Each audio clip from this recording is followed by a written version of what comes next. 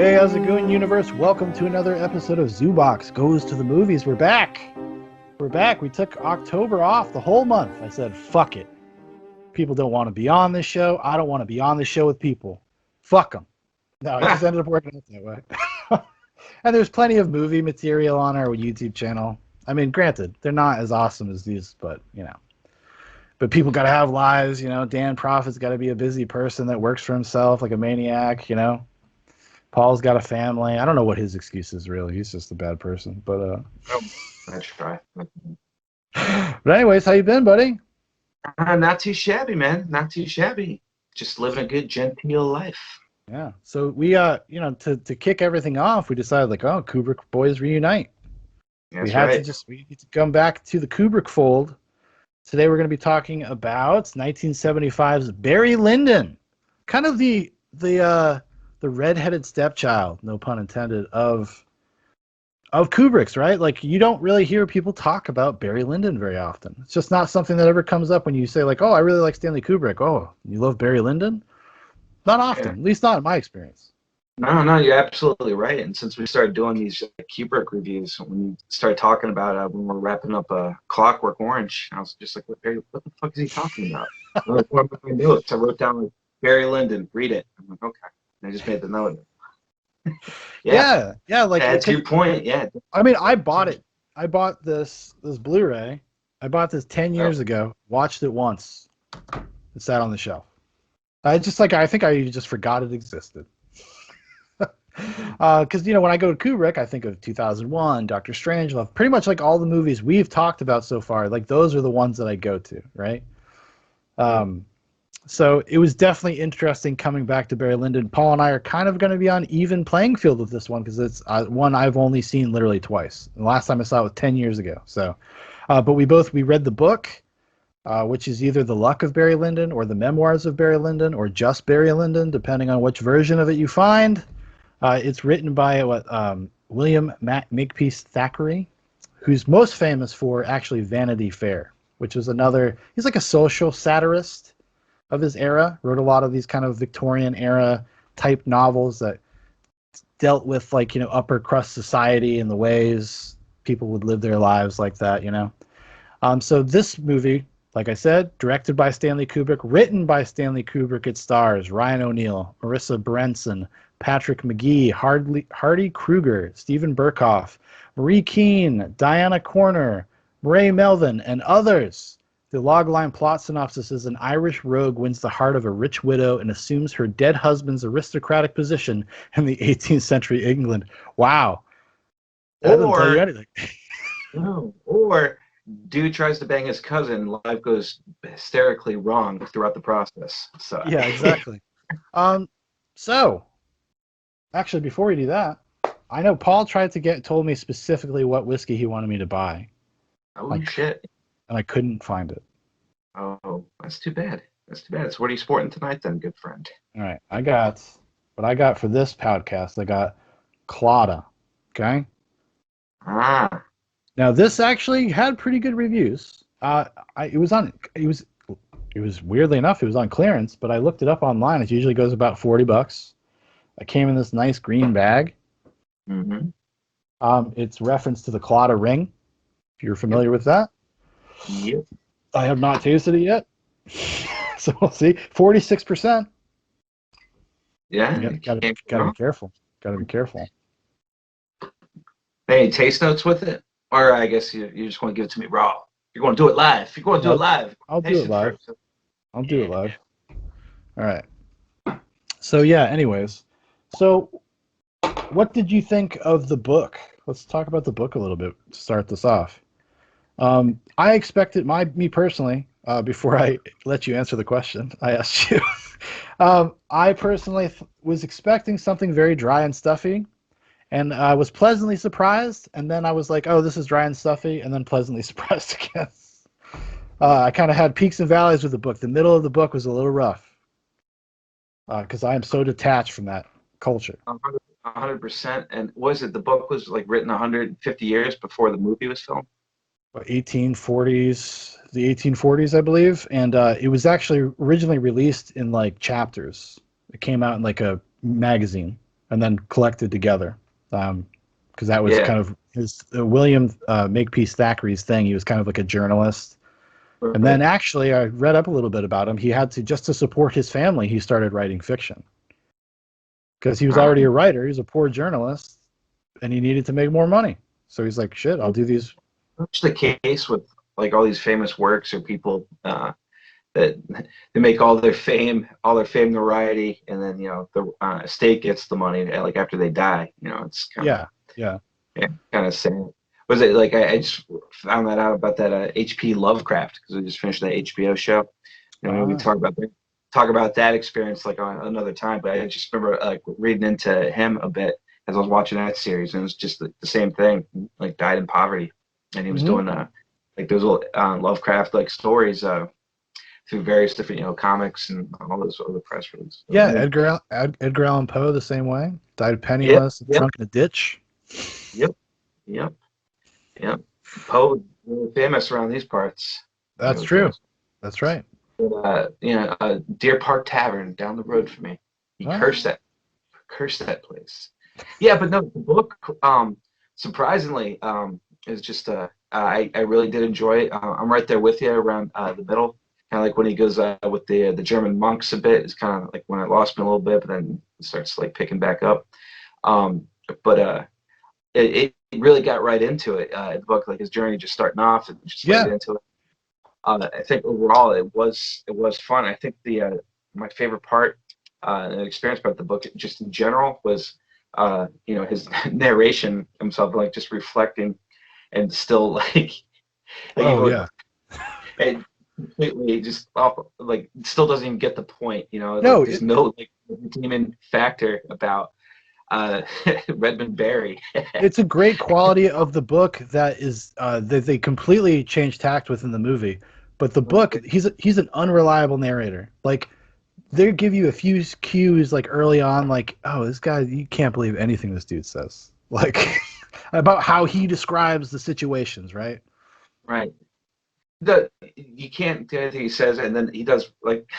And then he openly. It could have been like it could have been a mixture of like not wanting to make it a history book or or just being lazy, or I don't know, but I don't know if like Thatcher, if that was his like intention, but I like it seems like when he references the 7 Years' War, and he's like, there's like too many great historians, but I would have to explain to the complexities of like the 7-Year War, so I won't. But it was just like that. But then he'll go into like deep detail of like killing several officers and like once of it like in a ditch and then stealing like his purse and using it was and the remnants of his purse there's like 14 dinars in there that was very agreeable with me. It's like, this guy is a scoundrel. He is a scoundrel. So well, he is, and that's the thing. It's like it's a comedy of errors, and like because the book I found much more openly funny.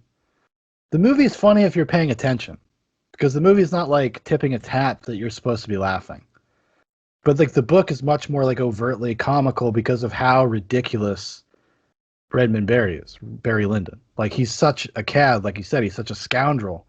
And you can't help like kind of just laugh at the audacious nature of it and how upfront he is about the fact that he's kind of a piece of shit. He's like the schemer. Straight up psychopath. Just does not care in whatever element he's in. Like he adapts and he like will go to it. And so I mean there's a lot of bits out there about this talking about it dives into the human condition and blah blah, and then it does, but it kind of gets into like the film and the book, right? I mean Kubrick, in my opinion, he 2001 this the story. Like he just went off. He took the framework of that, and it was just very cold. Yeah, I think when you take the first person subjective of the book and then you turn that into like an objective narrative, like an abstract narrative, or like because there is a narrator. There's actually a narrator. When I was watching it, I was like, this feels like I'm watching a nature documentary.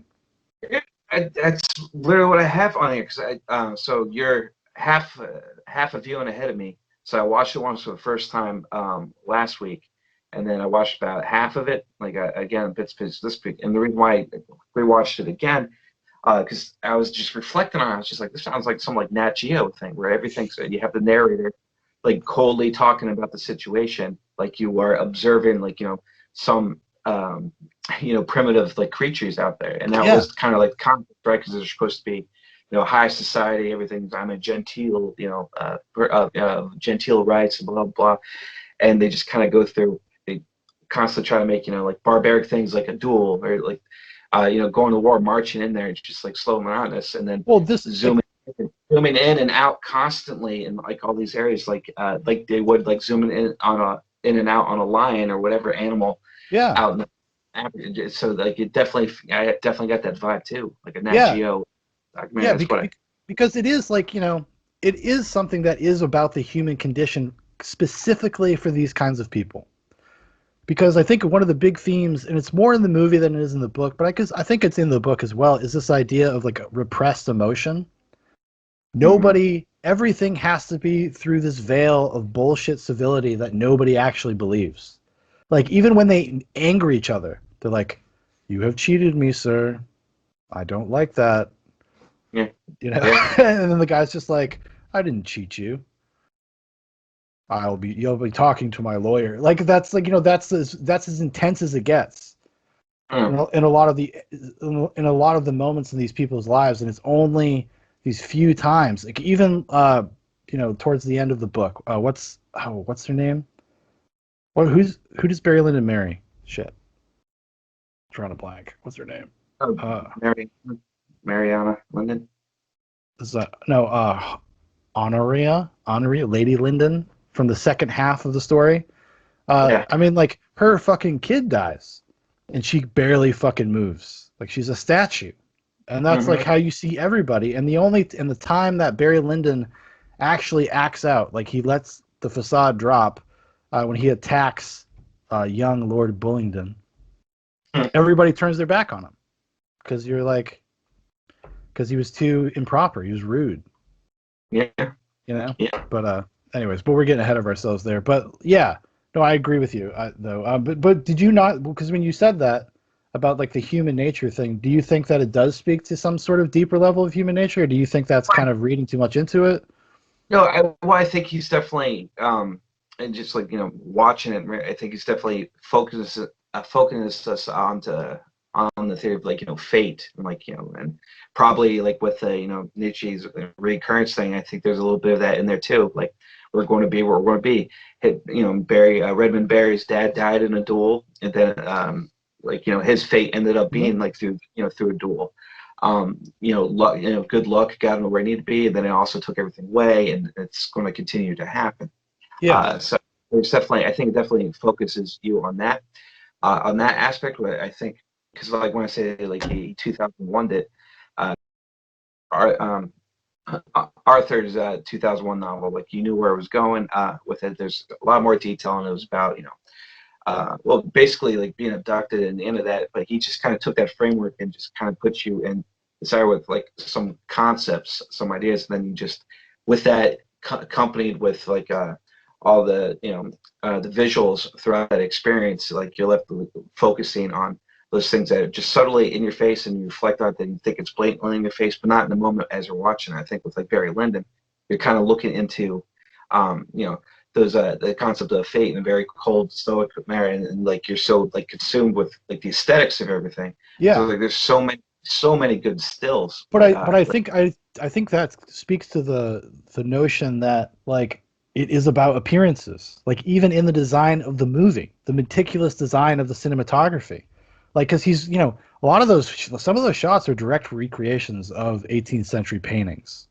Right. Like and some of those paintings are literally in the movie that they recreate, which is kind of fascinating. But like because that's the whole thing, it's about formality. And even the movie, the only time the movie ever lets go of that formality is during these intense moments of violence, or like when Barry Lyndon fights one of his co-soldiers, one of the guys, like when they have that fist fight about the cup, the greasy cup. Yeah, the movie goes handheld for like 45 seconds. Yeah. When It's like beating the shit out of his stepson. Yeah, It's it goes handheld, and those are the only moments in the movie where that happens. right. Everything else is very long, laborious, kind of slow shots. It is a what would I say? I wouldn't say it's a slow moving movie. I think it's like methodically paced. It's kind of hypnotic. It's kind of weird. Like I was really kind of drawn into it. I never felt really bored when I watched the movie.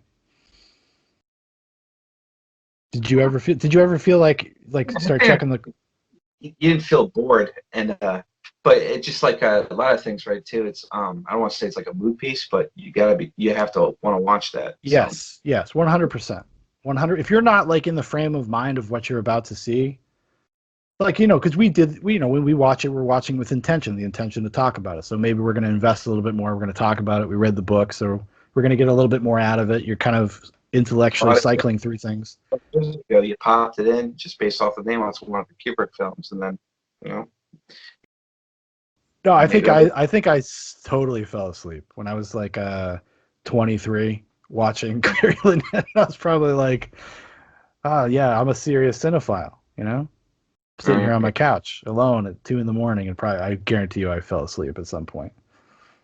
Because I barely remembered anything about it. Like felt like this time watching it felt like the first time I ever watched it. So that's fair. That's fair. Speaking of getting ahead of ourselves, man, what's it taste like?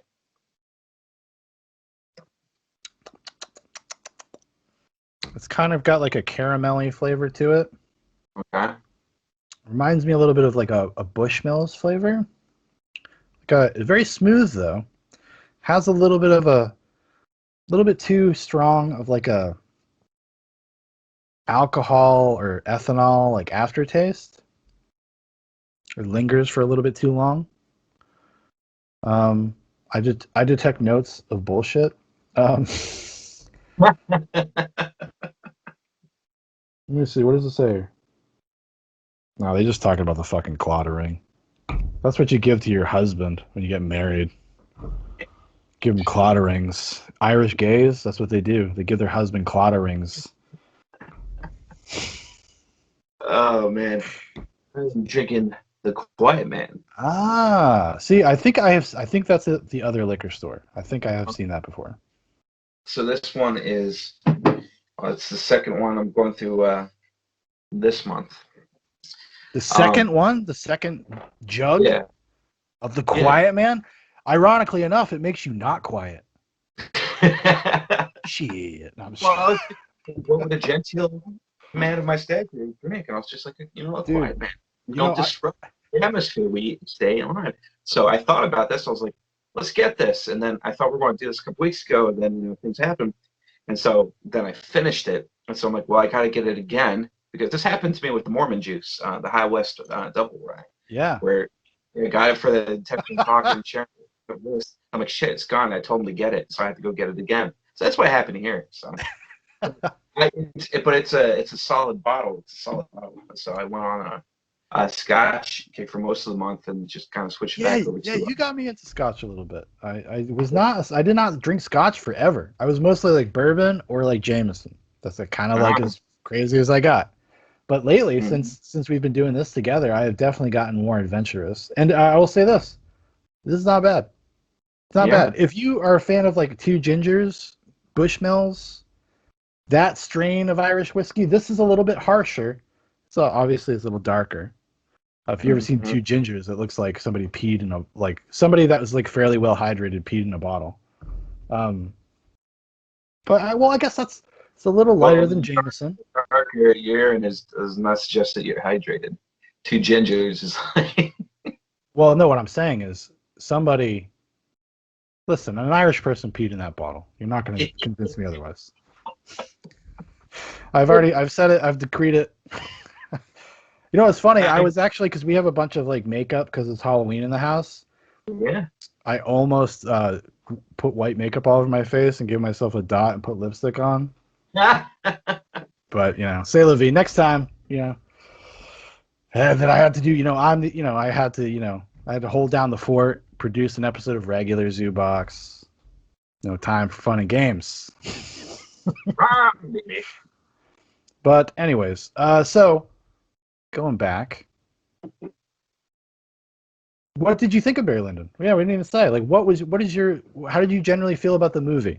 We talked about the book a little bit, and then we'll probably get into some comparing and contrasting. But what did you actually just think about the movie in general? It well, it wasn't 2001. I think I enjoyed it.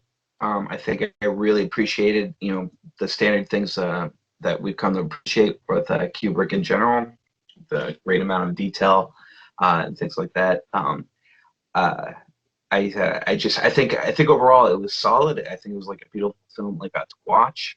But Yeah. it's definitely has not been my favorite one since we've been doing this. I would say it is a technical masterpiece. It's technically a masterpiece. And I think a lot of it works for me on a deeper level in a vacuum, certain scenes. But even having read the book, and this is actually a pretty faithful adaptation. Actually, but just removing that first person perspective completely changes it. Like, it does feel like a different story, even though the story is the same. Because you really don't. Right, but the story in the book is a lot more out of control than it is here. Oh, no, 100%. No, because they cut. I mean, obviously, they cut like a lot of stuff out. But the major beats. Long. What's that? They cut out a ton of shit, and it was still 3 hours long. Well, it's because it took fucking 5 minutes to pan to the right. Yeah. Fuck.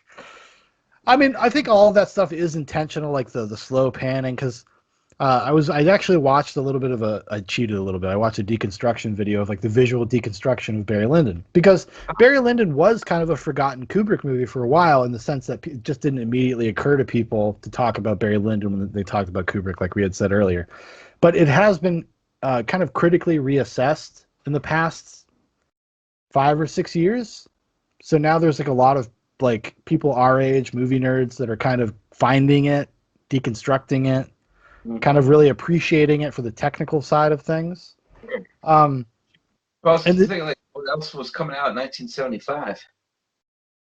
Movies of 1975. Let's see. Why not? We're here. Like that was a year of a lot of blockbusters. Oh, do you know the answer to this? Actually, no. But I knew what NASA did. Okay. Well, we got some movies. Okay, these are some of the popular things that came out in 1975. The Rocky Horror Picture Show. But that wasn't a blockbuster after that. That was more like cult following. No, yeah, I know. Don't get sassy with me, buddy. I'm just saying things that could have, like, drowned this. Like, we're now, like, classic movie came out in between, like, RoboCop and what was the other big, right? And everyone forgot about that masterpiece because it was, so many blockbusters happened. Yeah, UHF got robbed. Is what Paul's saying. Totally, dude. Hey, Weird Al, I got you, baby. I got your back, buddy. But I'm sorry. Hit me up on the Facebook. One Flew Over the Cuckoo's Nest. Actually, one of our favorites. Yeah. That's a favorite of mine. Actually, that would be a good one to do someday. Thinking about it. In between. Dog Day Afternoon came out that year. Yeah. It's another great flick. Jaws came out that year. Mm-hmm. I mean, Jaws, like, people put Jaws like up on a shelf. It's like Citizen Kane. They're like, oh, it's a masterpiece. Everybody knows that. Like, it's like this thing that people don't interact with anymore. But if you watch Jaws, dude, like, Jaws is like a near fucking perfectly paced movie. Like, Jaws is a fucking great movie. And I think it doesn't get the respect because it's like, people look at it like it's like this antique masterpiece. You're like, yeah, it's that way for a reason, dude. Anyways, rant over. The sequel to True Grit, Rooster Cogburn, came out that year, which I've never seen. The Stepford Wives came out that year. Oh, shit. Dolomite came out that year. Dolomite. I've never seen. I'm not even going to pretend. I'm not going to pretend like, oh, I'm a cool film guy. I've seen Dolomite. Of course, I love Dolomite. It's so funny. It's so ironically funny. I've never seen it. The Return of the Pink Panther. Little Peter Sellers connection there. Boom. The Wind and the Lion. The French Connection 2. Oh, So of course. anyway, so there was a few big movies. I mean, Barry Lyndon did pretty good at the Academy Awards. It won 3 like basically technical Academy Awards: Best Score, Best Cinematography, and then I think Best Production Design. It got nominated for Best Picture and Best Director, but lost. Yeah, but I don't think that's a good measuring stick for like how for something being popular or No, you know it's not. It was not culturally impactful at all. right. It just wasn't. It But honestly, like if people but are I guess now, what's that? oh no, go for it. No, it's like people only kind of now are rediscovering Barry Lyndon. I mean, Right. like, listen, we can say this about a lot of Kubrick stuff. He's a little ahead of the curve. I mean, Yeah. some of his movies are literally ahead of the curve. I mean, The Shining won a fucking Razzie. That movie was Yeah. critically Talk- reviled. Yeah. And Yeah. then 10 years later, everybody's like, dude, you ever see The Shining? That movie rocks. Just like that. Um, But yeah, no. So that's probably probably say as a big contributing factor to like why it's like the forgotten one because so you know, many things. it's one of these examples where I think maybe I feel, and I'm not saying this like to be like a slam or anything. I probably feel like you felt a little bit with 2001. Like I just like I don't even really know where to start. Like there's so many different aspects. There's so much. There's actually so much to talk about that I don't know what to talk about. Just kind of going on like so I guess just like Kubrick in general, right? And the carryovers and like the other thing about like him 2001 in it with this and just how like something bleeds in from one movie into the next Mm-hmm. and so in 2001 you had the dark screen with that ominous creepy ass music playing, right? Then it starts off in Clockwork Orange. It starts off the bright like reddish orange screen, and then it goes into the Queen's funeral song, right? And so this one, it doesn't start off with any solid color and going into the song, but it does start with the Serambada, which has a similar cadence to the Queen of Mary song, kind of like you know like drone thing, and it goes out the whole thing. So it's very like similar to like Clockwork Orange when you Well, because hey, it's used cadence, and just kind of Barry Lyndon. Barry Lyndon could very have well been a Droog. That's all I'm saying. he definitely could have. Like if you look at the Yeah, book, more the book Barry Lyndon, he's more like anarchistic, like yeah, sociopathic. Here, you just don't know. I do think the Barry Lyndon of the movie is slightly different because there is a point in the movie where he actually becomes mildly sympathetic, whereas in the book, he's a bastard all the way to the end. You're like, you get what you deserve, buddy. no, absolutely, absolutely. But there's But a I, melancholy in the last I like guess hour of Barry Lyndon. what the film though, like and what we know of, Redmond Barry, to the progression of it, like what, like at that point, was that when he was really going to try to, be a gentleman, or was it more of the fact that he wanted, because remember, like a Oh, few he's scenes always scheming. He's scheming. He's trying to get back into that social circle where he gets like shut down by that person at the restaurant. He's like, oh, yeah. I have blah blah. So is he actually trying to be a gentleman, do the noble thing, or is he trying to make No, amends with this? he's a Maybe with phony. He's a phony. He's a schemer. I mean, the whole sequence, like the second half of the movie, is probably like really the meat of the narrative. Like him becoming Barry Lyndon. It takes a long time to get there, but it's actually pretty simple. Um, beautiful, beautiful, a beautiful 90 minutes, everyone. A hot, beautiful 90 minutes. You could watch Barry Lyndon over 2 nights. It's like a Netflix show. Because it really does have like hard demarcation points of where it's like this is the end of the first part, this is the beginning. There's literally title cards, and it actually works in an episodic fashion. But he's always scheming. So once he's like gets married to Lady Lyndon, Honoria, whatever, however you pronounce that. They call her Lady Lyndon in the movie, so I don't fucking. just do it. Feels right. But like when he realizes that like I will not inherit this wealth. And this is in the movie too. The narrator talks about this in the movie. Mm-hmm. Like the third person narrator makes mention of this. He's like, "Oh, we got to start peerage.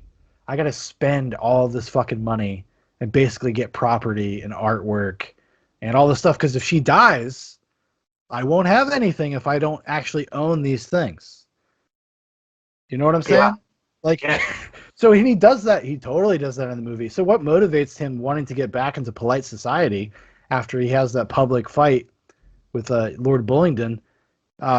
is 100% that he's worried about that, because it's like joining.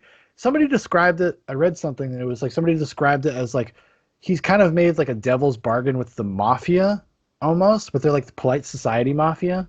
They're like art collectors and stuff, and he's paying way over what it's worth. Um, but it's kind of worthless if he doesn't have people to barter with it. Like Yeah, if you can't sell it to, because it's like a circle jerk, it's incestuous. Like they all fucking sell all these things to each other. right. Like, it's like money laundering. They're all paying way over what it's worth, basically just to keep each other rich. Because this is an interesting aspect that's in the book, and it's touched on in the movie. But there is like this. I think it's really, broadly speaking, is about the death of the Victorian era and how all of them are phonies, and they're all on their last leg, and they're all about to run out of money, and they're trying to maintain this facade and maintain these properties and this lifestyle, even though they really don't have it anymore. Right. You know? And there's a lot of like upbringings of that too, with all these established people that don't want to pay their debts. Urban Bear's got to go fight them essentially for it, right? Yeah, yeah. Like but on that note though, just since because it just popped in my brain, talking about like not want to actually shoot his stepson, to try to reclaim that. So you think when he confessed to the Barriere, to where he was listed by the Prussian army to go ahead and basically rat on him for being a spy, and then just goes my fellow countrymen. So is that like a moment of him because he hasn't because like you said earlier, I'm just getting a little scattered. It's two parts. How did I acquire the name and title of Lyndon, and then falling after it. So we're still in that section. So was that like a like human aspect of him like really feeling alone and seeing a countryman and wanted to risk everything that got him up into that point, to confide in this guy, or or did he think that he was going to that it was another way out? I think he saw it as a way out. Like he read the room. Like he's a sociopath. Yeah. Are you talking about when he's talking to the eye patch guy? Yeah. Yeah, exactly. Okay, I just want to make sure we're on the same page. Yeah, I think he just found like this guy, because that guy, when it's just one-on-one with him and Redmond Barry, he's very like open. He's like this is bullshit. Like he's dropped the facade of like civility, and he kind of talks to him like a normal person. And which is funny because he's one of the most dolled up people. He's got the fucking white powder, and he's got the fake dimple and the lipstick and the wig. Like in terms of visual representation, but I think that the eye patch actually was a nice touch, because it kind of shows you, kind of reveals something about the character a little bit, or like his nature in a metaphorical sense, right? Because he's actually not that. Like he's a little bit of an imposter as well. Yeah. Well, quite literally. I mean, while that doesn't mean in the movie that character actually is that, it's just I think that's what Kubrick is sending that to the audience. Like he's giving us this little visual thing that gets in your brain, and you don't know why you react to it the way you react to it. But there is this sort of I kept thinking and I know it's simple and pedantic, but I was like, oh, like a pirate. Like don't trust a pirate. Or like, not because you shouldn't trust him, but he is just not who he is presenting himself as a little bit. And I think maybe he finds some sort of kinship in him, so he's like willing to be honest with him about like what he's doing. I mean, because the guy obviously goes along with it. Well, he obviously does, right? But it was still like a pretty gamble, and that's kind of like the thing. Well, no pun intended, because that was quite literally his profession, and where they went around, and he found out, his future endeavors with Lady Lyndon in the future. But but that's actually much more pronounced based off of luck and gambling, calculating bets, and then I think Barry getting the intel on him from the Prussian officers from the Ministry of Police, being like, he's a scoundrel. He likes a woman, fine dining, blah blah. He speaks French and German. We believe he's an Irish piece of shit, just like you, and that's why you are perfect to go in there and rat on him.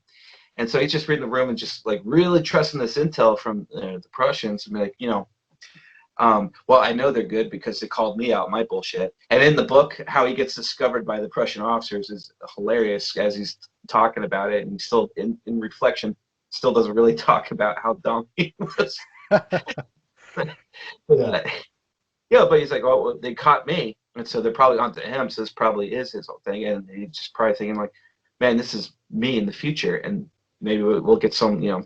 I started thinking about, you know, like Irish luck, the luck of Well, the no, Irish. I honestly think, you know, the original title of the story is The Luck of Barry Lyndon, which is the ironic Irish luck, because when people talk about Irish luck, they literally mean like, oh, that's bad luck, right? Because that's the turn of phrase. The luck of the Irish, huh? Yeah. It's because Irish people got fucked. Listen, my people, I'm waiting for my reparations. Like, my people have been trodden. My name is Sean Patrick Deegan. Okay, everybody? This guy's name is Paul Miller. He's going to claim Irish blood or whatever he's got in there. But my name is Irish, okay? So I fall under the oppression of the Irish people, okay? That has historically taken place. I have historical signs in my house. Irish need not apply. So when you listen to this podcast, you remember that. Remember that. So if you haven't hit the like or subscribed, and you haven't made a reparation to one Sean Patrick Deegan, then you know, that's the least you can do. That's the least you can do, people. Share this some of it. You know. But I have to Dena report, Sean. So do you have a Dena report? No, I do. Fuck off. I don't need one, buddy. I'm disgusting. I don't need it. But well, I don't know. I don't know. Some days you look kind of Italian, and it's kind of gross. So, but Yeah, but like I got this Irish potato face, so like there's really no getting around it. You know, there's no getting around. People know. Totally dreamy eyes, Steve. Totally dreamy eyes. So back to being dolled up, being private. Like I think that was like the most like interesting like play he made. Like to me, through the film, and it also made me think about how there's always like, you know, emphasis on dueling. In fact, like he created a duel for the movie that wasn't in the book. We can talk about that later, but Yeah. just talking about, you know, the chances and fate and you know and it's definitely there's determinism. Well, but what you find out though, right? Especially in the book and in the movie, because the book only has like, you know, it has two major duels, but like in the book and in the movie, like the first duel is rigged. Like, so there is the sense of like, it isn't actually fatalism. It's not actually fate. There's always something behind. It's always, I think, kind of the subtext and the point of the book and even in the movie sometimes is a little bit about choices. Like, you create your own fate. Like, you're not actually fated to be anything. You just think you are. And that's what gives you like kind of the arrogance to do what you're doing. But really, you're making the decisions, and that ends up being kind of Barry Lyndon's downfall, is that he doesn't take into account the fact that like I make decisions that either benefit me or don't benefit me. He's just like, no, he's just like so narcissistic or so sociopathic. He's like just all about himself until his son is born. Well, I guess with his son it's a little different, but because there's also, which is an interesting thing, there's a lot of stuff about fathers and sons and the types of men they become when they're in their lives or not in their lives. Yeah, well, even with Barriere, like there's a sense of, you know, wanting, like, you know, his, you know, like, he wants a father figure, right? He does. He's always looking at there. So whether it was a Captain Brockton or the one that was with John Quinn in the beginning, and then you know, I know. I know who you're talking about. Yeah, he didn't ask for a kiss in the book, but he asked for a kiss in that. So like that was like a little. You know, because there's definitely like themes of like homosexuality. Like, when he steals, there's literally an officer's uniform, and like, you know, there's like two male British officers like in the lake confessing their love for each other. He takes their shit while they were, you know, getting busy in the lake. Mm-hmm. You know, and that like with it, so he was both like a father figure, and then, you know, asked for. I didn't get that like at that particular scene, like to be that it was like more endearing because I don't know, maybe that. It could be in there because I mean that is the theme of Kubrick's work, and I'm not saying like, I mean, there is something about like hierarchies and abuse and traumas, like, you know, but I'm not saying that's in Barry Lyndon necessarily. I think the trauma is kind of the about generational, like, you know, like trauma and stuff like that. Well, this is the thing, like Barry Lyndon's father dying sets Barry Lyndon's life in a certain direction. Right. Just the fact that he's raised by his mother, who ends up kind of being weird and conniving. And in the book, she's like, he very much is her son. Like she is, she wants to kind of keep up appearances. Like everything that happens later in the book and in the movie is kind of set up once you know a little bit more about Mother Lyndon, whatever you want to call her, Barry Lyndon's Yeah. mom. Like he kind of models her behavior. Yeah. It's been more so. It's more apparent if you've read the book, because in the beginning of the book, it is very like there's the first 25 pages are just about her, Yeah. how she decided to keep up appearances. Mm-hmm. No, absolutely. But just the same thing with that, and like you know, stepson. His father, he lost his father, and then he's got a weird, Yeah, more so than Redmond Barry himself. A little. But what's that complex they call it? It's like Oedipus, though, like where you got a yeah, central. the They, the Oedipal complex. Like I think in the movie it almost plays like Lady Lyndon's his stepson is like gay, like a gay kid, like an awkward, foppish gay kid who can't get Barry Lyndon's approval. They don't want actually approval from each other. There's this adversarial relationship that Barry Lyndon could probably fix, but he doesn't because Barry Lyndon doesn't actually care until no, the end, until it's too late. To me that is the major difference between the book and the movie with Barry Lyndon. Once Barry Lyndon's son dies in the movie, becomes a much more sympathetic character. In the book, he doesn't. no. But in the movie, because you mentioned it, there's a second duel in the movie that is invented. That's just in the movie between Lord Bullingdon, who's grown up, and Barry Lyndon, which is a great scene where Barry Lyndon's like become a wastrel. He's like deeps in the depths of his despair because his son has died. They're posed like an 18th century painting. They're all drunk and fucked up, and the satisfaction stuff. I come for my satisfaction. And they go in the barn and they have a duel. It's great. Like, I'm not satisfied. Ooh, that guy, actually, that actor, Leon Vitali, became Kubrick's personal assistant. If anybody's interested, there's a documentary about him and how Kubrick Yeah. ruined his life called Film Worker. It's kind of depressing documentary because he dedicated, and still to this day, has dedicated himself to Stanley Kubrick.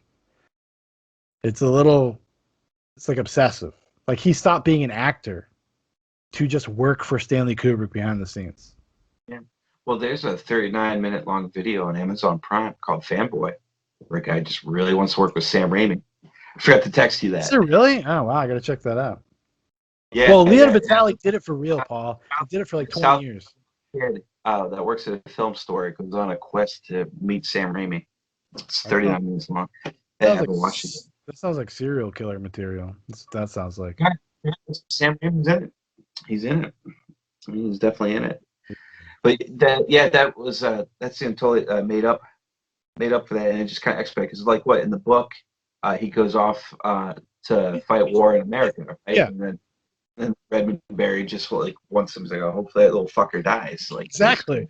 No, I mean there is a turn in like I will say this, and this is kind of un-Kubrick like. He gives like this. He lets go of that nihilism a little bit, that pessimism, of the perspective of what's going on with all these people, and he allows Barry Lyndon to act heroically. I don't think it was heroically. Wait, okay, all right. So everybody at home, they're having the duel. They flip a coin to see who's going to shoot first, which I love this like examining this aspect of society when people would just literally stand squarely and fucking point guns at each other. But Yeah, when it anyways, plays into the fate thing, right? Because of such a slow, drawn out process that Kubrick did, like leading up to this, like it was painful, like you're like overwhelmed with the anxiety waiting for this to happen, which it's I would argue that was the beauty of it, right? it's one of So the that best was scenes. where I'm saying that, like, if subtly throws it, then in retrospect, it's in your face about the concept of fate. Like we're flipping a coin. We Fair are going enough. Oh, fair enough. Yeah. world out there that may or may not go in a straight, in a straight path, like to get you. So, but Yeah. No, but it's not fate, Paul, because they flip the coin. The kid goes first. He misfires his gun. Barry then chooses what he does, and Barry shoots at the fucking floor. That's a complete repudiation of the idea that this is about fate. Because Barry, in that moment, has the choice. If it was fate, like it plays into fate when he misfires the gun. It plays into that notion. Being like to end up like where he ends up, right? So all I'm doing is just there's a circle. Yeah, there's a cyclical nature. What's heroic to shoot at the fort because we know like his intentions. What are his intentions? Well, we were talking about earlier that he wants to try to make right to the society, make amends with that because but this is like okay. So this is what I'm talking about: the difference between the novel and the movie, because in the movie, when his son dies, which is what presupposes the Lord Bullingdon coming back and asking for satisfaction in the duel, that is a different. I think that is a life-changing thing for this version of Barry Lyndon. For this character. This is where I think most specifically the book and the movie part ways. I mean, listen, maybe it's because I'm a dad or whatever. Children in peril, awful thing for me. But that scene, that bedside scene. Yeah. Dude, that was an intense scene for me. And I love, like Kubrick has the patience as a filmmaker to just play it on Ryan O'Neal's face, just with like these very slow zoom in, like his world is collapsing on him. Like it's like a really intense scene for me. It was for me, especially because I kind of invested in the movie. I invested in the pace and the tone of the movie, and you're not used to seeing something that intense in that movie, or presented that way, right? Right. So I do think for me, I think that is like a demarcation as a place where the movie character and the book character become like different people. That's how I felt. Maybe that's my personal projection, or I'm just reading it that way. Because when he shot at the floor, he doesn't think that Lord Bullingdon is going to shoot him. He thinks he's diffused the situation. So I think maybe it goes back to the luck of the Irish concept, the ironic luck of the Irish. Like leading up to it, right? Kid wins his coin toss, and prior to that, he's dry heaving, or maybe he actually puked on the side. He doesn't even know how to he's obviously never really fired a pistol before up until this story. But he has his own hubris, his whole upbringing, and a very privileged upbringing where he feels like I demand satisfaction. I might listen. I might fucking vomit if I had to square one-on-one a dude 10 paces apart, just shoot at each other. I might vomit too. So and then just miss him due to the absolute nerves and shaking and just completely missing the target, being Redmond Barry, and then it's just saying okay, I'm going to make him he'll be relieved. I'll just do this. He'll get over it because I've been whipping his ass his entire life, and he's a little pussy, and he'll do that. And then when he turned around and said, "I am not satisfied," that's when he was like, "Fuck." Dude, it is one of the funniest parts of the movie. I laughed out loud because I forgot what the fuck happened, and that scene's not in the book, so I didn't know it was gonna happen. Mm-hmm. And when he says when he turns to him, he's like, "No," and he does it like such a little bitch, like such a little pussy. It makes it even funnier.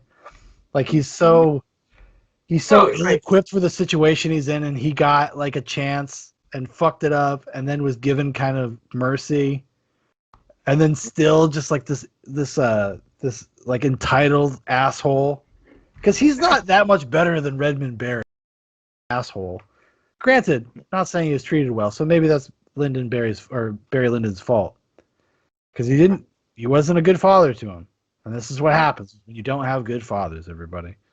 Mm-hmm. But it did. I laughed pretty loud. Foster was looking at me. He's like, "What are you doing?" I'm like, "I'm laughing at this movie, guy. You someday, get ready."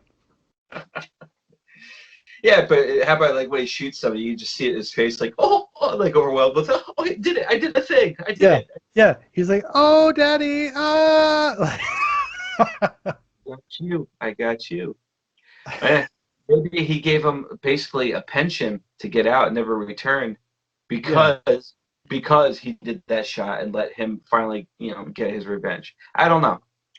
Well, the funny thing about the alimony, and it's because there is this kind of subtext probably more so in the movie than in the book, but like I was talking about, it was about parentage and about fathers and sons and lineage and legacy.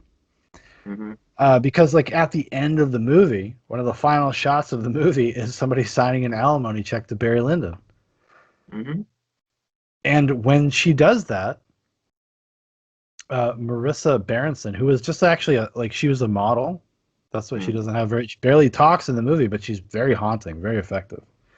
Um, but there's like this little moment where she thinks about him. Little moment. Oh yeah. Like you don't Well, like he since like when he's banging the maid, he's doing all this, he's running around, then she became very stoic and stuff like that. And so the first time you actually see some type of emotion is right before she signs off the check, like okay, and then she goes on there. So that was interesting. The love was real. Redmond Barry was alive. One of the things he was a pipe setter. He wrote it down. I love that in the movie because it's not in the book or whatever. But when he's with like one of the servants and he's kissing her in the garden, and there's a baby, obviously implying that he's like fathering illegitimate children out there, and when he sees her, when she catches him, and he just like looks at her like, my bad. His face is like, whoops. Kind of face that 1975 Patrick O'Neill can pull off, right? But dude, Ryan O'Neal was great in this movie. I thought he was great. I thought Ryan O'Neal was great as Barry Lyndon. He was great. You know, I'm not even that familiar with him, like as an actor. He did like a Love Story, Paper Moon, What's Up, Doc. Like I have never seen any of these movies. Me, the cineast. I've never even seen most of his work. Well, I just did the Amazon thing where I clicked on his face and then it just showed me his whole movie. Well, he is in actually, which is a good movie, and I would recommend it to you. Is the Driver from 1978 by Walter Hill, guy who directed The Warriors. If you've ever seen The Warriors, you've never seen The Warriors? No, man. Oh, Krakow, we gotta do that. Warriors. Yeah, write down The Warriors, dude. Yeah, that'd be a fun one to do. That's like a fun 80s sci-fi gang movie. If gangs took over like New York City, it's actually a pretty good movie.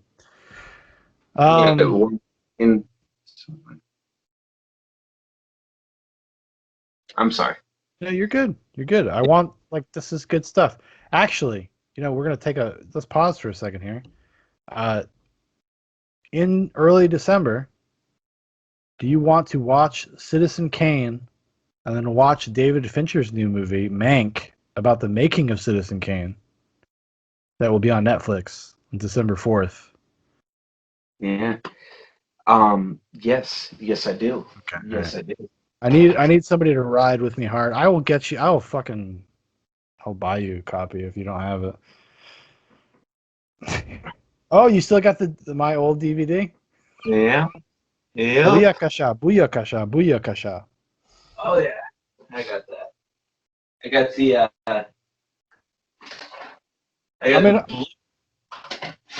Somewhere. I got the Blu-ray somewhere over there.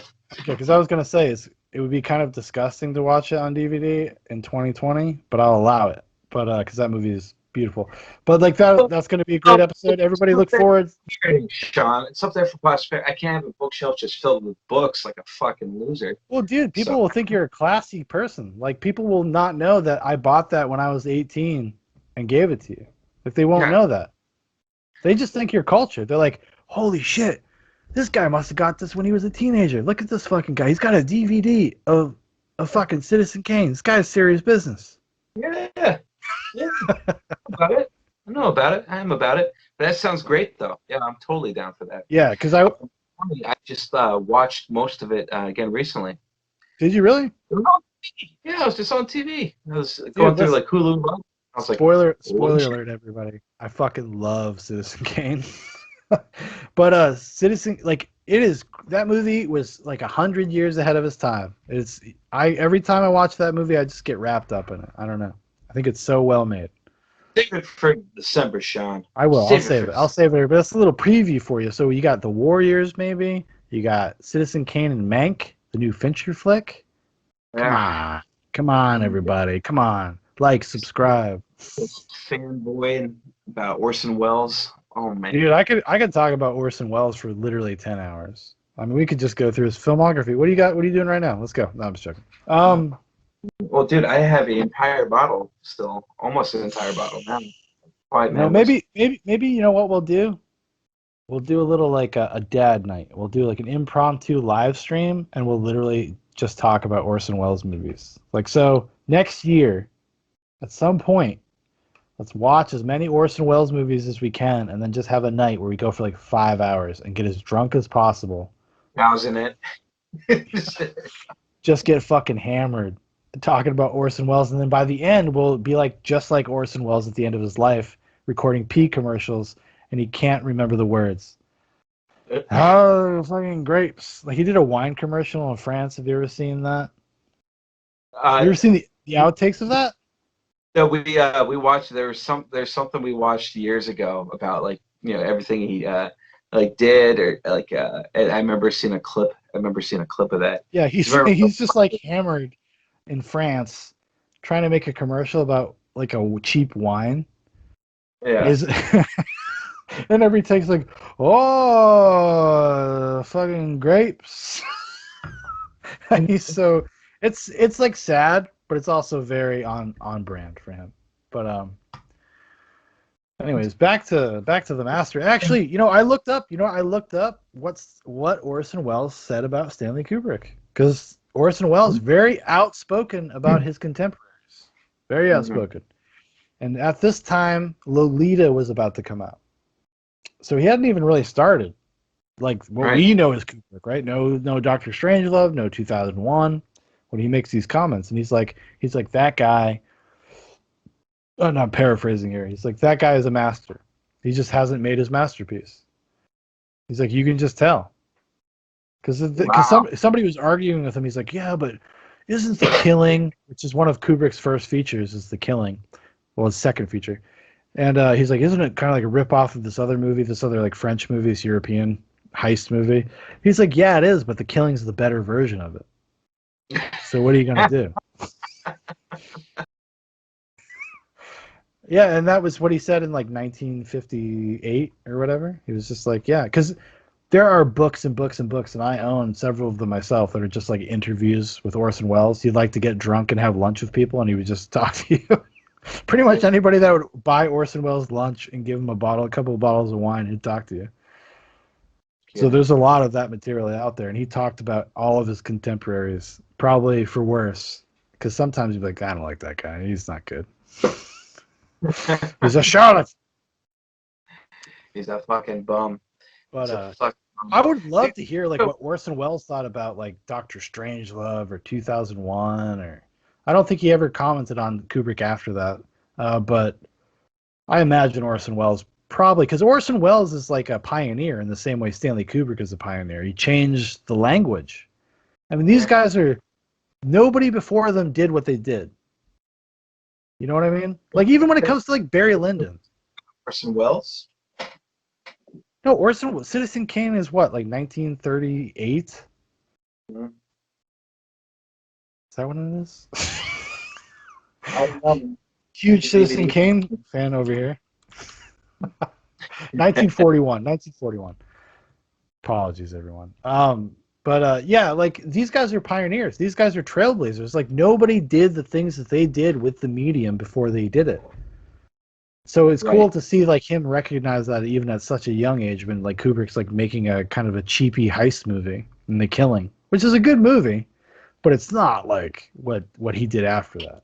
Like as soon as Kubrick cuts his teeth, he does Lolita, which Lolita's a interesting movie. I'll say that.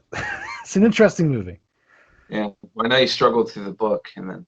The book is so different. Yeah. But I needed to read the book to understand why Kubrick, why he decided to adapt that material. Like I needed to know, and it's very in theme with the things that he did later in his work. Okay. I didn't know that because the things he changes If you ever want to go watch the movie Lolita, you let me know. I don't know if you'd ever want to read the book. The book is a tough read. It's a tough read. It is about, it's an unreliable narrator, kind of in the same way that like Barry Lyndon is. But he is a straight up pedophile. Yeah. You don't know what's real and what's not real, but like it is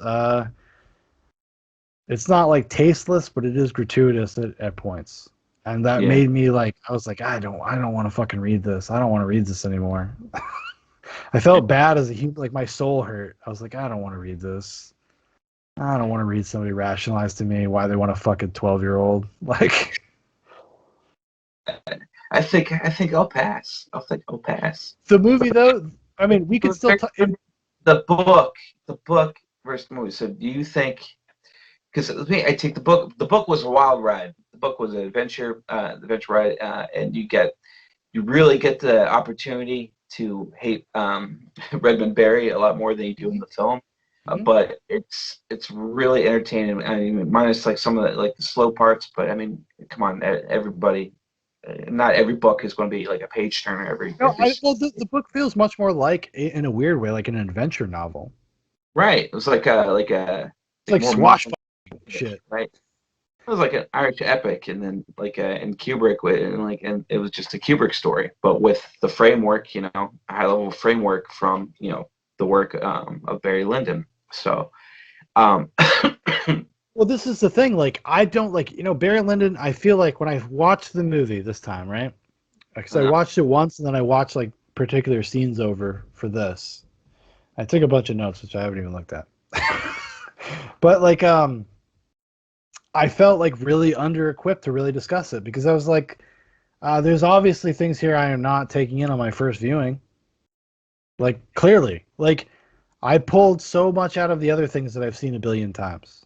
And it's not just me. Like, it's like, I think as we've been doing this, like, you find the validation for your crazy thoughts. It's like, it's out there. Somebody else has already put it down and kind of helped you make sense of it. Even Daddy Ager, even Rob Ager, does not have a ton to say about Barry Lyndon. No kidding. Yeah, I was like, you bastard. Yeah.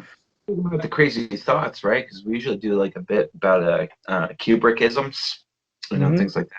And talk a little bit like the transit, like the nods from one movie to the next, or not. But like back to the same theme song of the Serenade that it's played throughout the film. I looked into that a little bit, and just the Spanish piece of music, and then what's going on in the world of Redmond Barry at that time. The 7-Year War, which did a huge impact on the Spanish Empire, and but that type of music was actually banned in Spain for just being like too provocative, and like a very renowned Jesuit priest by Juan de Marani said, "Hang on, I wrote this down because I like the quiet," and knowing that Kubrick was such a freak that he must have known, like the context of that theme song for that time. No, exactly, 100%. Type of music, the Serenade was very popular in that time period of what was on it. But Father Mariana said, "It's a dance." It's a dance and song so loose, its words are so ugly in its emotions that it's enough to incite bad emotions in even every very decent people. Yeah. So like, which it has that meta quality that you look for in a Kubrick movie because he's working on these different layers. Just like when we talked about Dr. Strangelove, the ants go marching in song, and then you look at the etymology of that song, you find out like, oh, this actually works for a way that I ever would have assumed. And Kubrick doesn't give a fuck if you know. Because it works. It just works on a superficial aesthetic level. Like, you're like, I like that. That fits this. What's going on? Doesn't fit. Does not work as well as ZZ Top. But. Yeah, I saw that, by the way. Zubok Station and Sean Crave put a great piece where Redmond Barry is meeting Lady Lyndon for the first time. He's putting those sweet eyes on her across the table, not saying a word. And he's got ZZ Top's well-dressed man played in the background. Because if you read the book and everything, like even through the film, he spends a all the money, even at times in his life where he doesn't have money to spend, on the sweetest threads that But you can get. that's what I thought. It was very thematically appropriate. I was like, it popped in my head, Paul. I was watching the movie and it popped in my head. I'm like, oh shit, that's funny as fuck. It might be just funny to me, but like I thought that was like, I was like, yeah. And then I was gonna edit something together and be clever and be like, oh, I'll go look for some footage from the movie. And then there's a better version. The best version is on YouTube because I cut out all the lyrics. It's just like the solo portion, and I got it to match a lot of like when like the eye lines would move, where the song would do what it's gonna do. So, anyways, go check that out on youtube.com/Zoobox. If you want to see Barry Lyndon except scored by ZZ Top. But yeah, it's just knowing that song, at the time by proper people, or prestigious people. In this case, a writer who was a Jesuit priest condemned this song. The song was that type of music was actually banned in Spain, which was Really? it was the superpower at that time during the Civil War, and and that they use that type of music that where our main character is a scoundrel, and every time that theme is played through there, it's always like some moment where he got into some shady like it's more shady shit throughout there. So I just thought oh, God, fucking Kubrick, man, it's another Kubrickism. He did it again, and just looking into the history of that song. But that's what I'm saying. Like, and we've talked about this every single time we've done a Kubrick movie. There will always be some sort of flight of fancy or weird strand that you can look into, and it'll actually add up to something. To me, that's fucking crazy. That's some crazy fucking next level super genius shit, Honestly, Yeah. like seriously, because you're just like, he's literally encoding all of this weird shit in these movies, and you don't know. That's what I'm talking about. Like, you watch it once, you watch it twice, you're like, how do you even fucking go here, like, without a guide? Yeah. I think this will be something like a month or two, or just like a little bit, not too much longer. But like you watch it again, something else will pop back out at you. Well, Especially dude, if you get really lost in the cinematography of everything in this, and that's part of the point, I think. But it's just it's really good. But at the same time, it's like it's like listening to Tool or Radiohead. You gotta be in the zone. You gotta be in the moment. You gotta be right in there. Or actually, fuck both those bands. King Lizard, the Lizard Gizzard. there you go. There you go. Now you want to get out there, King Lizard, the Lizard Gizzard. Everybody, go check that out. It's that's a journey. So you need to shut your fucking mouth right there. Some dad rock. No, I laugh because Paul's actually like very much into music in the same way that I'm into movies. So we complement each other in that way when we have these conversations. But like, Paul one time was recommended a band to somebody, a barista, and he was told that it's dad rock. It was a Black Rebel Motorcycle Club, wasn't it? Black Rebel Motorcycle Club. I was telling this kid, and like,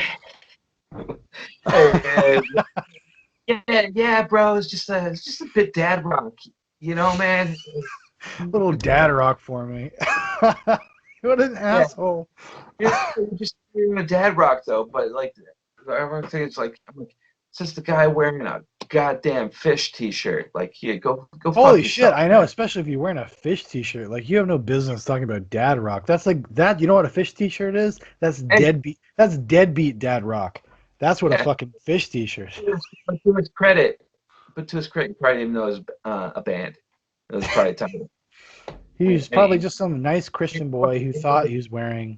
It's crazy too. Like, so like the liquor store that I frequent a lot. Where I got this sweet bottle of Wine Man. Like, I go there and there's this girl probably like late 20s. She had like a tattoo like 1975, like just 1975. No, so when this film was released, how about that? But tattooed like on her wrist. I'm just looking at that. I'm like, it was like 1975. I'm like, what's that about? What's that year mean? Which actually, in hindsight, that could have been a bet that she could have thrown, but that died. Or, Paul's that tattoo creep. He's like, Yeah, well, he's like, what's your tattoo well, mean, no, young lady? I'm the observant. I'm the observant person. I always ask. I always ask. I'm a curious bird. I'm a curious bird. Right? And I saw like, oh, that's my favorite band. I'm like, really? Yeah. And I was just thinking, like, on the Is drive it? back. It's not. It's called 1975. And like, I was just thinking, like, yeah, it's a band. I was just thinking, like, wow, wow. And I just meet somebody and like, I'm passionate about a band. They get tattooed on, their wrist. I'm like, all right, let me go check. Don't do it. It's some Is stupid British. Oh, I was gonna say, is it Death from Above? No, no. Is Death from Above? Death from what is the name? Now they only go as Death 19. from Above. Is it 1975? No, Yeah. 1979. Okay, No. I was wondering, is it a reference to that? But no. It's a band called 1975 from England. Wow. Yeah. Yeah. Listen, I've liked a lot of bands. There's a band in particular I really, really love. I really, really love Queens of the Stone Age. Never Mhm. have I really seriously ever considered getting their name tattooed on my body. Yeah. You know, it's mm. Yeah, In that's a nice. lot So, of ways, this is a very Barry Lyndon moment for Paul. Like at the end of the story, like he kind of finds himself disconnected from. I'm sorry, I'm trying to connect things. we're trying to, but since you're talking about it, I'm going to talk about how disconnected I am about some other music, right? So I saw something. Your wife actually, she actually posted Don't some meme trust her. about Don't trust her. about, She's about Antifa. She's Antifa adjacent. that's why I like talking to her sometimes more than you, because she'll talk baseball and football, and I don't know, What? Because you'll she's be a, part of Antifa? mm, what I don't know that. I'm not sure about the Antifa No, part. I'm just talking. I said she's Antifa adjacent. Something called like WAP.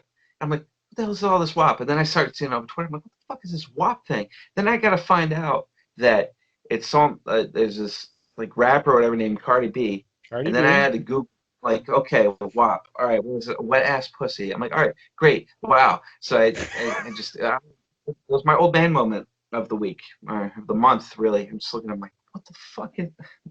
I don't know. That's not a good journey. Paul, I made a funny video with the song WAP. If you ever want to check it out. Really? It's Cardi B interviews Joe Biden, and then Ben Shapiro had done a reading, an analysis of WAP on his show. So somebody auto-tuned Ben Shapiro to the song, and I play that underneath the parts of the interview. Kidding. Little self promotion for you people that don't watch the YouTube channel. There's lots of goofs and gaffs over there, guys. I'm live streaming. I think next week we're going to be doing an election special. Paul might show up. Big Paul might show up. Maybe. After that, I'm going to be doing a live stream. I'm going to be live streaming and drinking while watching the Bjork Stalker documentary, which is a bunch of footage of this guy slowly losing his mind and becoming obsessed with Bjork until he kills himself when he thinks he sends her a bomb in the mail. You got that to look forward to on old Zoobox. That sounds amazing. Yeah, it's gonna be my most epic hot reacts ever. My most epic hot reacts ever. Anyways, Barry Lyndon. Film about proper attitudes, about the people and lifestyles of 18th century nobility, but the rich. Some of the interesting kind of like production details, though. You know how much money this movie cost, Paul? You know what the budget of this movie was? $10 million. 11 million. What the fuck happened in cinema production shit? You can make this movie with $11 million? This fucking movie. Imagine trying to make Barry Lyndon and fucking any time in the 2010s or now with $11 million. That's fucking insane. To me, Well, that was like when I heard it, and it and they ballooned had up. It ballooned up. It was supposed to be like 8 million. To actually, do this for the candlelight. It seems a lot of it spent there on the equipment, and then to get those old ships they had, which was only for like a 30-second scene, to get like one of those scenes just for a couple seconds when they reference the 7-Year War, like. That's expensive, like to get that out there, and then all the uniforms on it. It's just, it was crazy. A lot of the what they stuff, did. a lot of the costumes were actually from the period. They were antiques. A lot of the places they filmed were obviously they were like kind of like historically restored buildings and whatnot. Mhm. Apparently, the scene when a Barry Lyndon's son is dying and he's telling him the story about the 7-Year War while he's crying. There was a bunch of monkeys in the other room acting a fool because there was in a zoo. That was a zoo at the time. And so Stanley Kubrick thought it would be a cool idea. He's like, hey, what if I buy them a bunch of bananas? They'll chill out. So they give them a bunch of bananas. And then what happens is the monkeys, because they're monkeys, they eat too many bananas and start vomiting and shitting diarrhea and making like that's you could hear it on the microphone apparently. um, it took 2 years for them to film this movie. They did it over a 2-year period. Oh wow! Imagine dedicating your life to this for 2 fucking years. Yeah. Well, because like the big project you're supposed to do, like I remember reading somewhere that he recycled a lot of research he was doing for a Napoleon film he wanted to do, and kind of use it for this too. But yeah, the that is. Napoleon movie was supposed to star Jack Nicholson as Napoleon. Oh, that actually, man, Would have been fucking rad as fuck. 1970s Jack. Oh my god, As as Napoleon. Fuck, man, that would have been. These savages wouldn't let Stanley Kubrick make his movie. He was also supposed to make a movie and then Steven Spielberg kind of fucked him. He was going to make a movie called The Aryan Papers about the Holocaust, and then Spielberg made Schindler's List like out from underneath him. Yeah. And Stanley Kubrick actually was friends with Stanley Kubrick was friends with Spielberg. But and when he was asked about how he felt about Schindler's List, the only thing he had to say was that he's like, the Holocaust was about losing. Schindler's List is about winning. Because Schindler's List, the big victory at the end of the movie is that he saves like 100 people. Mm-hmm. That's the big victory of that movie. But in reality, from Stanley Kubrick's perspective, classic Kubrick pessimism, classic Kubrick like kind of perspective, he was just like, no, you're supposed to feel sad at the end of a Holocaust movie. Yeah. That's the only thing he said, because he was friends with Spielberg, so I don't think he wanted to insult him. I like Schindler's List, by the way. I'm not saying I don't. It's a very well-made movie. It's a very sad movie. It's a very emotionally manipulative movie. Not in a bad way. I'm just saying in a way that like it is like very Hollywood. Yeah. Like most of Spielberg's stuff, to be honest with you. Yeah, that's kind of the story of Stanley Kubrick's life is that he'd like work really hard on something, then somebody would make something too much like it, and he'd be like, "Fuck!" I mean, like Platoon comes out the same year Full Metal Jacket comes out. Who do you think was working on what movie first? Right. You know. And then one of them ends up being this Academy Award-winning crowd pleaser. And if anybody would like to know, Paul and I actually reviewed Platoon. We did a Ghost of the Movies about Platoon. We'll be doing one about Full Metal Jacket sometime in the nearish future. Is that the next Kubrick film after this? Yeah, because we already did The Shining. The Shining would have come after this, but we already did The Shining. So it's going to be Full Metal Jacket, and then Eyes Wide Shut. We could go back to Paths of Glory if you'd like, because I think you'd like Paths of Glory. But we'll figure that out on our channel. Yeah, no, I honestly, I want you to watch Lolita. You don't need to read the book. But if we're going to do this, Paul, we're going to do it for real. We're going to do it for real. I'll tell you what, Paths of Glory, then Lolita, and then we'll do Full Metal Jacket. Kaboom. I got you, man. I got you. I think you're really going to like Paths of Glory. Kirk Douglas, like, why the fuck not? Kirk Douglas. And are we going to do Spartacus, man? Are we going to go down that road? Dude, do you want to do Spartacus? I own Spartacus. I just remember watching it from that. It's the fake Kubrick movie that he did as a jobber, but it's a Kubrick movie. Maybe It is Kubrick. I don't know. I watch all I think about is that institution we went to when we were kids. So yeah, nah, I'm good. I'm good. All right, maybe And our buddy Corey, like, oh yeah, oh look, that guy actually died. He actually it's Wiki. He died. He died in that chariot scene. Let's rewind it. Like, he pulls out his dick and says, I don't want to do Spartacus. I don't want to do Spartacus. if we do Spartacus, it'll be later. It'll be not part of the official Kubrick Bois series, which this will be put into a playlist of official Kubrick Bois episodes, just so you know. And I'll be spelling it It's always going to be the case when you got a book and then the film adaptation. You're going to have two different experiences, right? And good or bad. And like this is just classic Kubrick. He had, which was also like complete contrast from Clockwork Orange, where he basically said to it with omitting chapter 21. But what we talked about in the Clockwork Orange video is that chapter 21 was worthless anyway, so it was fine. But he basically kept to the book, like in virtually everything up until that point, the first 20 chapters. And this one, he really could, but you kind of get a lot of themes, or which I think we kind of contrast a little bit about, like what it was about, but it's still a different experience. I think in this case, I enjoyed reading the book more than watching the film, and every case with Kubrick up to this point, I've enjoyed the movie more than the book. And I think that this should be revisited in like a series format, and I think that would be awesome. I don't know, like even if it was for the period or like a modern adaptation of it, because it was bonkers, man. Just like the whole thing with like him going like faking being crazy in the hospital to escape, and just like all like HBO should be going over this, try to make this like a series. It could be good. Like I said before, like it feels like a swashbuckling adventure.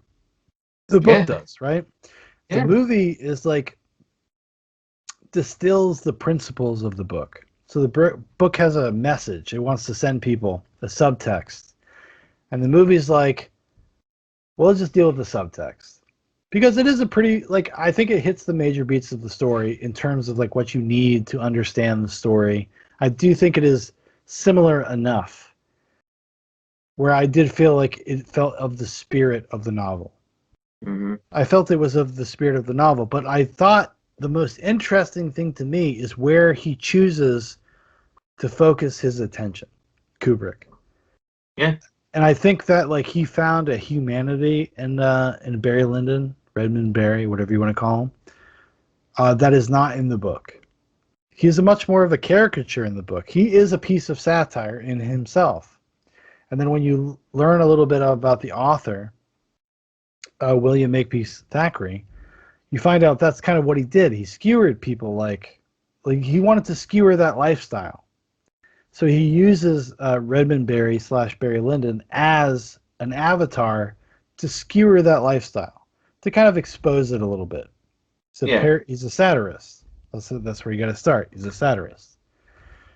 And I think maybe Kubrick picked up on that, but he grounds it, though. He grounded it in a way that a book is not going to. And a book, like it is an abstraction, it's a little bit of a fairy tale. So in a movie, he has to show that world. He has to show it. And he didn't want to make it cartoony.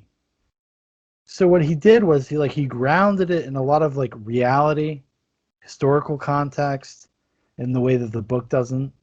And I think that's just visual. Like just having to adapt that book and represent it on the screen, you're gonna have to be much more literal about it. Like you can't make a fucking what is it, Men in Tights? You ever see Men in Tights? Yeah.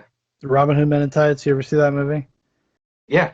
Okay, that's a period piece done like an overt satire, right? Like it's a goofy version of that time period, and he decides like, oh no, I'm not going to do that. Like I'm gonna present you like the the reality. I'm going to let you kind of find the absurdity in some of what they're doing without drawing your attention to it. Like, I like the book, don't get me wrong, but I do think the movie is actually much more thoughtful and smarter about the principles of the book and what the book is actually trying to like imbue to an audience. The book is like a funner time. Yeah. It is. It really is. The movie is like, it's pretentious, but in like a meta way. Like in the sense that like Stanley Kubrick knows that he's making a pretentious movie because these people are pretentious. He wants you to feel the pretension of the people that he's talking about. Another like meta way, it's pretentious, and then you're pretentious for like watching it if you pick up on it, right? Because like we're talking about like the Nat Geo documentary aspect of it, right? Here, Yeah. these we're observing this, barbaric culture trying to be like, Well, that's the thing. Like there is that separation. What's that? I said there is that separation, right? Because like he's giving you the reality, he's grounding it, but then there's that fucking narrator, and the narrator's like, and now the ape will try to succeed. Mm-hmm. Now the ape will be going to. He married Miss Lyndon and tried to take her estates, but he had a notion that maybe he should try to look out for himself. Mm-hmm. You know what I'm saying? Like it's a Richard Attenborough. Right. Yeah. Yeah. It was. That's what I'm talking about. Like I need to watch this movie 5 more times before I really can know what I'm talking about, because there is these weird layers and parallels where it all works. Because I think the movie works. Like I don't, especially at the end, like the final card for Barry Lyndon. I want to get it right. Oh, the epilogue. The epilogue card, yeah. I just want the epilogue, please. Thank you. So the epilogue of the movie is: it was in the reign of George III that the aforesaid personages lived and quarreled, good or bad, handsome or ugly, rich or poor, they are all equal now. Because everybody fucking dies. So anything that you achieve in life, all of these lofty ambitions you have, you're the president, you're the guy that working at McDonald's, doesn't matter. At some point, we are all equals. We will all be dead. We are all worm food. And it was such an interesting way to, I think, kind of stick it to, I think, be almost on Barry Lyndon's side. It's almost on Barry Lyndon's side in that sense. He's like, you guys, I tried to be you. You put me down, but it doesn't matter. Like, we're fucking the same because we're all dead now. It doesn't matter anymore. But maybe that's me projecting. I don't know. Maybe, but it still doesn't change the fact that it was a beautiful film, and I do think at the end of the day we are getting the same conclusion from the book and the film. It's just the approach is a different way, and I think that the Men in Tights analogy about if he was trying to be literal, no, he did what Kubrick did, what he always has done, like in these films, just kind of went his own narrative with it, and so that I appreciate. I think the big point I was just making, usually with like the book versus movie, when I tend to enjoy the Kubrick experience more. Yeah. In this particular case, I enjoyed. I think it's a great movie, and I think I'll appreciate it more if I watch it again in the future. But I think in this particular case, I enjoyed the book more than the adaptation. Yeah, I think on a visceral, just like upfront level, I think the book is more entertaining, 100%. But I do think the movie has things to be discovered. I'll say that. For myself, it's like I give Kubrick the benefit of the doubt, and that's not to say that like I didn't like the movie or I didn't think it worked or whatever. I do. I think it works. I think it's and like I said earlier, like I think it's a technical masterpiece. I think in it, like some of those scenes are so fucking good. Like some of the scenes are better than anything in the book. Like the final duel. To go back to that. is such a fucking well constructed on a technical level sequence. Like you are there, you're there. Especially being a person that read the book, it was nice to be given something I didn't know where it was gonna go. Like I was like, Mm-hmm. oh, what the fuck's gonna happen here? Right. And it really, to me, it changes the character. I know we kind of talked about that a little bit, but I do think it changed. I think Kubrick had a different kind of. Well, I think the principle of the notion of like what they are trying to accomplish, I think it is faithful to the novel. It's faithful to the book. The ending message is faithful, but I do I like that Kubrick added this layer of empathy for Barry Lyndon that is not in the book. Barry Lyndon is a bastard in the book. He's never Right. somebody you're going to have empathy for. It's funny to watch. It's kind of like President Trump, right? Like we like it when he does good things. We like it when he does things that we enjoy, and he makes us laugh. Like like I'm speaking for myself, nobody else. That's a funny dude. Like you should fucking admit that. Like it's a funny guy. But you're not always going to like what comes with that. And I think and Kubrick kind of underlines that a little bit. Like underlines this notion of humanity in a monster, if you will. Like there is an actual person underneath all of this bullshit that we put off to people and we try to achieve, we try to accomplish. There's a person underneath that. And I think the movie actually tries to expose that, whereas the book doesn't have any interest in that. The book is just like, oh no, he is who you thought he was. The extra layer of complexity I thought was interesting in the movie. Yeah. But is that wild though? Because then you had like his previous work with Clockwork Orange, where he did have that growth, or like something where you should like oh he actually evolved, and then obviously knew about it at the time of filming, but just said man fuck that, let's omit that. And this one he went out of his way to add that into his adaptation. So Mm-hmm. that's yeah. Kubrick That's what I'm works. saying. Like he adds that because that is the most human thing that Barry Lyndon does. To me, I know you read it differently, but to me, the duel changes that character. Changes that character on such a fundamental level at that point in the story. Like choosing not to just shoot that fucking kid, and maybe he should have, but he chooses not to. He chooses not to, and he thinks that and he hopes that'll satisfy him. Like it's a very desperate, it's a very merciful and desperate moment because it's the first time he's ever acted like a father. To him, yeah, by not killing him. No, Yeah. seriously, but that's how deep it is. Like that's the first time he's ever been a real parent to him. He's teaching him this lesson of mercy, but he didn't actually teach it to him because Lord Bullingdon is like, no, we're not done. Oh, fuck you. Because he wasn't a good father, and that's kind of like the lesson to it in me. Like the scene when he walks into the recital. So there's a scene where Lord Bullingdon, um, Lady Lyndon, and Barry Lyndon's son, natural son are walking into the recital that Lady Lyndon's giving, and the son is wearing Lord Bullingdon's shoes. And there's a few instances in the movie where they mention like, "Are you walking in my shoes?" It's at this point like kind of Lord Bullingdon understands. He's like, "Oh, you want him to be me, but if she dies, this is mine." Right. And he's telling Barry Lyndon that. Yeah. It's like that's Kubrick. I mean, that's Kubrick because that's like such a subtle, weird thing. You could just read it superficially. You could be like, "Oh, well, he's just making a rude appearance. He's being awkward, trying to showboat." That pisses Yeah. Barry Lyndon off. But there is Well, actually a deeper thematic level.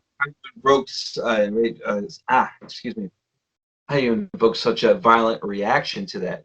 Because that was like a very deep cut that they gave him in a very public manner, knowing, the status and looks and just everything that society appearance is everything, and you just shattered that on like several different levels, which Mhm. really evoked the break out of like character and break out of that thing and just be the Irish rogue that he is to violently whoop the shit out of him again because apparently he did it wrong all those years. So Listen, he should have beat that kid better. That's all we're saying. That's all we're saying. I Should have don't beat know. that kid better. Products of getting the shit whooped out of us, and I don't know. Maybe that's for another podcast. Maybe it's not a great idea. Maybe it doesn't actually matter. Well, it's like weird, like being a child of that, and then having younger siblings because we're both the oldest of quote unquote larger families. To be slightly personal, it's just like you see the effects of like, okay, this happened to me, that didn't happen to you, but we're kind of still the same. Mm-hmm. Yeah. The skullduggery, ladies and gentlemen. Well, I think that's probably going to do it. Usually, I apologize. I usually do that a little bit, and I do it more for myself by like what's going on at the time that it comes out. But 1975, there wasn't a whole lot going on, so let's talk about what happened with NASA, as we do with Kubrick. So it was the last Apollo-Soyuz test project, orbital launch on December 27th.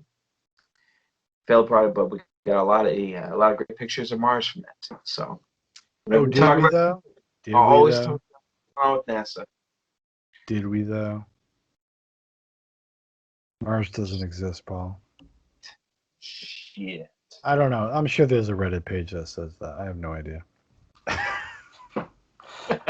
All right, everybody. Thank you so much. I've had fun talking about Barry Lyndon. Barry Lyndon is a tough nut to crack. I think maybe we'll probably revisit this in a couple of years, honestly, because it is the most unfamiliar I am with any of his movies, and I do feel a little bit at a deficit to really even reading the book and watching the movie. I'm still like, how do I even approach this? And I hope we at least did an entertaining job. That's about all I can hope for with Barry Lyndon. It's so hard. It's hard to get into the rich thematic material only watching it once. It really is, because that Kubrick has things in there.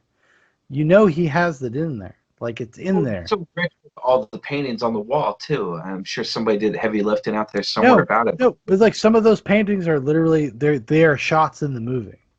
Mm-hmm. Like he's aware of that. There's this choreographing. There's this kind of subtext there that I have yet to discover myself, and I look forward to doing it in the future. So hopefully, just like every Kubrick movie, we'll revisit it in the future. Whether it's Zubux Goes to the Movies, whether it's Chapala the podcast, whatever it's going to be. We'll probably talk about it again. Yeah. We'll probably talk about it again. You right now, young man, you're listening to this because 90% of our audience are men. I looked yesterday. You'll hear this. Listen. We'll talk about it again. Okay. Listen, I'm not going to be your father. I'm not going to. I'm very tired. This is a joke. It's a joke. Lyndon, it's for the birds, and it ends in tragedy. So just don't do it. Don't be Barry Lyndon. Don't be Barry Lyndon. Don't be a fatalist. Make decisions for yourself. Be a Sarah Connor. Feminism. Hey, be a Sarah Connor. Make your own fate. Do it. I said when this podcast started, 46%. Anyways, we'll be talking to you folks soon. What are you talking about? This is coming out Monday, so we'll be talking to you tomorrow. Okay? Big Paul might even be there. We'll be drunk. We'll be talking about things we shouldn't talk about. Anyways, good night, everybody.